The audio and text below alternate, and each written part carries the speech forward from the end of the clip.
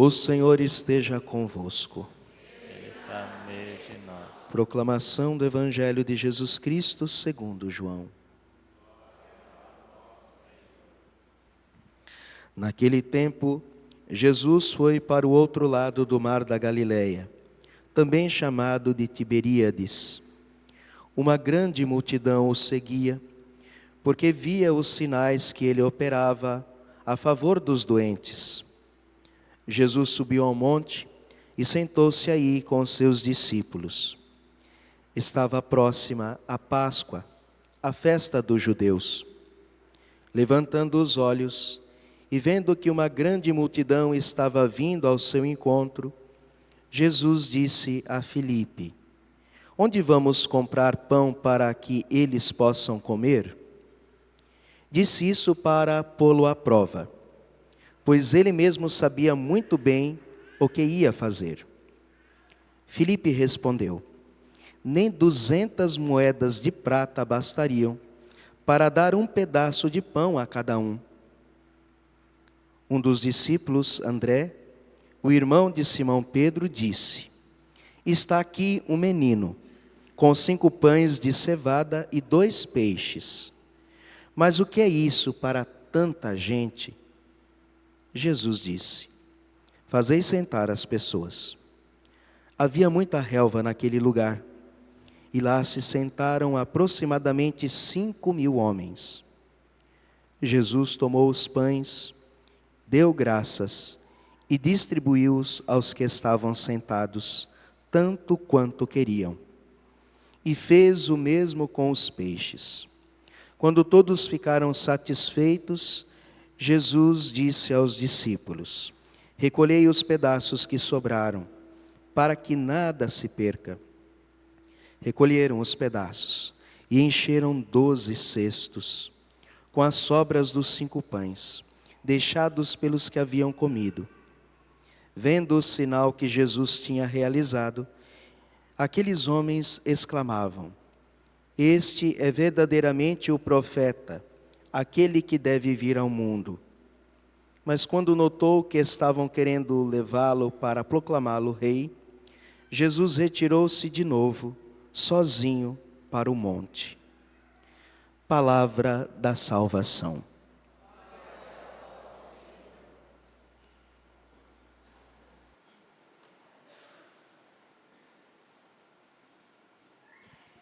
Caríssimos, quebrando um pouco a lógica e a sequência da liturgia dominical que nós estamos ouvindo, hoje a igreja nos propõe o Evangelho de São João, a multiplicação dos pães segundo João.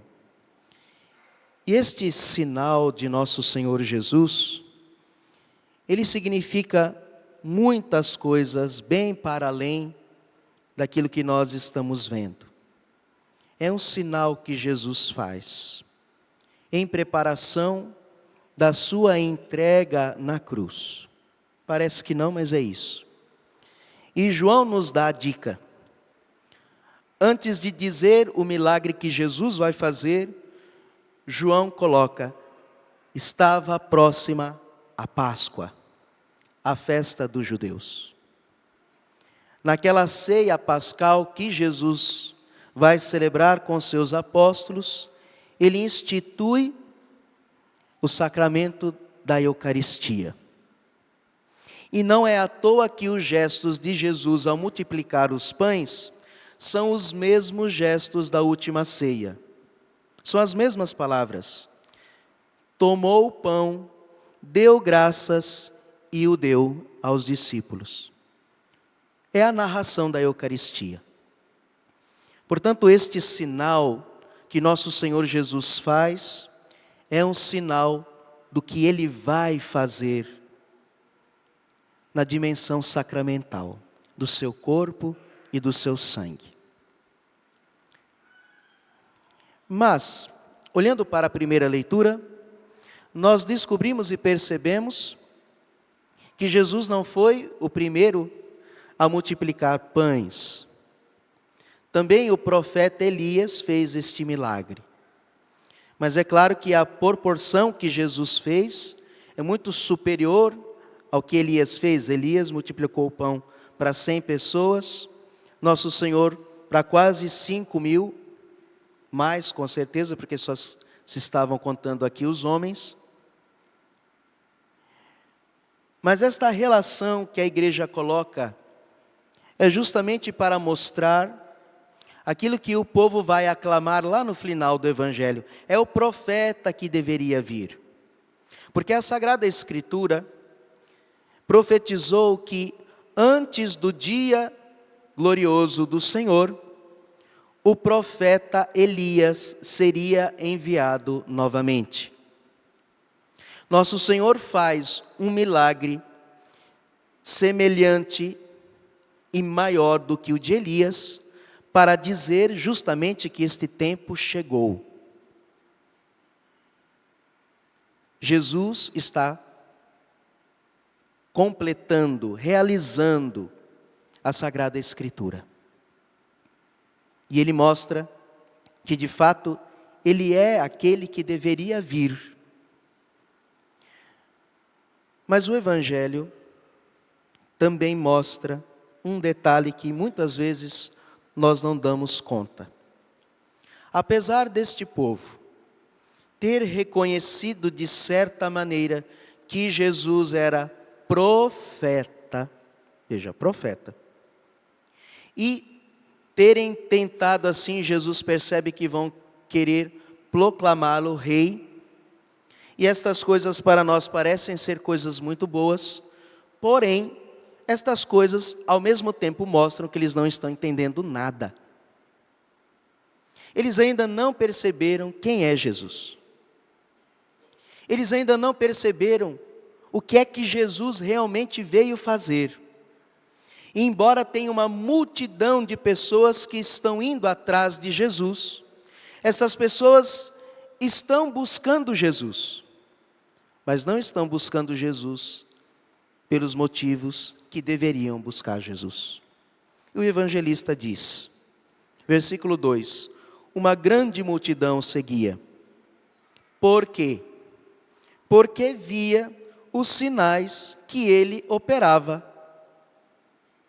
Porque via os sinais que ele operava a favor dos doentes. Pronto, está aqui. Não é porque Jesus era Deus. Não é porque eles estavam dispostos a mudar a sua vida por causa daquilo que Jesus estava pregando. Não é porque eles estavam aceitando a palavra de Cristo e dizendo, eu vou seguir Jesus e agora Jesus será o sentido da minha vida. Nada disso. Eles estavam seguindo Jesus por causa dos sinais que faziam. Ponto final. Ou seja, esta coisa de querer interpretar a Deus como um consolo. Então a gente vive essa nossa vida aqui, essa nossa vida tão desgramada, e graças a Deus a gente tem um consolo. Jesus, que é o meu consolo. Ai que bom, a gente recorre para Jesus, Ele ajuda nós. E aí quem sabe no fim dessa vida Ele até dá o céu. Aí a gente vem para a igreja, a gente reza, e aí a gente tenta colocar Jesus no primeiro lugar. Isso tudo muito é bonito, mas está tudo errado. Jesus não é o primeiro, Ele é o único. É isso que nós precisamos entender. Deus nos sustenta no ser. Quando nós experimentarmos a graça de Deus na nossa vida, nós entenderemos isso que eu estou dizendo. Nosso Senhor não é alguém que me dá coisas. Jesus nos dá muitas graças, mas Ele nos dá as suas graças para nos atrair. O que Ele quer mesmo é dar-se para nós. A função da religião não é satisfazer necessidades físicas e espirituais simplesmente. A função da religião é me unir a Deus E ao estar unido a Deus, eu possuo a Deus. E ao possuir a Deus, eu tenho tudo. E aqui está o sentido de todas as coisas. O fim último da nossa vida, o fim último da religião, o fim último de tudo que nós buscamos neste mundo é nos unir a Deus e não nos separarmos mais dele. E aí nós veremos que apesar de nós precisarmos de tantas coisas nesta vida, elas são apenas o meio, mas não são o fim, porque o fim é Deus. E quando nós o tivermos, nós vamos nos cansar de tudo. O Salmo 72, no versículo 25, diz assim: para mim, o que há no céu fora de vós? Se estou convosco, nada mais me atrai na terra. Se estou convosco, nada mais me atrai na terra. É isso que nós precisamos descobrir. Deus é aquela beleza que quando você olha para Ele, tudo fica feio. Deus é aquela bondade que quando você encontra Ele, tudo fica ruim. Não porque as coisas são ruins, mas porque uma vez que você viu Ele, você percebe que nada é nada. Que tudo é nada. Se vos possuo, nada mais me atrai na terra. E você vê isso na vida dos santos. Por que os santos são tão desapegados? Veja, mas o desapego dos santos não é um desapego melancólico. Ai, estou cansado dessa vida, quero morrer logo. Não é isso não. Isso não é virtude não. Mas ao mesmo tempo que os santos amam esta vida, amam as coisas deste mundo, eles amam como se não fosse nada. E tudo cansa. Existem alguns santos que até comer era custoso. Porque a sede, a vontade que eles tinham de Deus era tão grande que comer, dormir, descansar era fastio. Santa Bernadette, já quando estava no convento, e ela viveu uma vida muito humilde, e já doente lá no convento, ela fazia só os serviços mais humildes, aqueles que ninguém queria fazer, todo mundo jogava tudo em cima dela. E uma irmã, percebendo já o cansaço dela, e por causa das doenças que ela enfrentava, disse: mas irmã, por que você não pede dispensa para a superiora? Para você descansar mais um pouco. E ela disse: olha minha irmã, depois que eu vi Nossa Senhora, eu não quero mais nada nessa vida não. Eu só quero ver ela de novo. Para mim tanto faz, se eu morrer trabalhando. Eu não quero mais nada, eu só quero ver Nossa Senhora de novo. Minha vida acabou, não estou nem aí.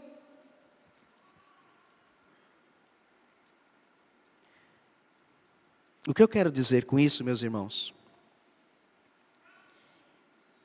Claro, cada um de nós tem a sua vocação, mas eu quero dizer o seguinte: nós podemos desejar a Deus mais do que nós temos desejado até agora. Deus ainda pode ser redescoberto na sua vida de uma maneira como você não o descobriu. Até agora, você conheceu muitas coisas de Deus e isto é bom e verdadeiro. E é o caminho certo. Mas saiba que ainda é pouco. Saiba que quando você contemplar a Deus na sua alma, isso será tão grande, tão imenso, que só o céu nos bastará. E nós não vamos querer nada mais, nada menos do que o céu. Porque nós vamos querer ver e nos unir e possuir a Deus mais do que qualquer coisa nessa vida. É possível começar agora. Portanto, meus irmãos, não tenhamos medo de amar Jesus, de buscar Jesus. É no nosso dia a dia mesmo, nas nossas obrigações, nos nossos trabalhos, na nossa família. A oração da coleta que nós rezamos no início da missa, o primeiro oremos, diz justamente isso, que, em outras palavras, que buscando as coisas deste mundo, através delas, nós possamos olhar para as coisas que virão. Agora nós vamos usar de tudo isso, mas uma hora nós não vamos precisar de mais nada disso, e nós não vamos ter nenhuma saudade disso. Porque Deus será o nosso bem supremo. Vai chegar um ponto na nossa vida que nós não queremos mais nada de Deus. Nós queremos é Ele. E Ele nos bastará, mesmo que Ele não nos dê nada, porque nós já temos tudo. Para terminar, termino com a frase tão conhecida de Santa Teresa d'Ávila: a quem tem Deus, nada falta. Só Deus basta. Creio em Deus Pai Todo-Poderoso,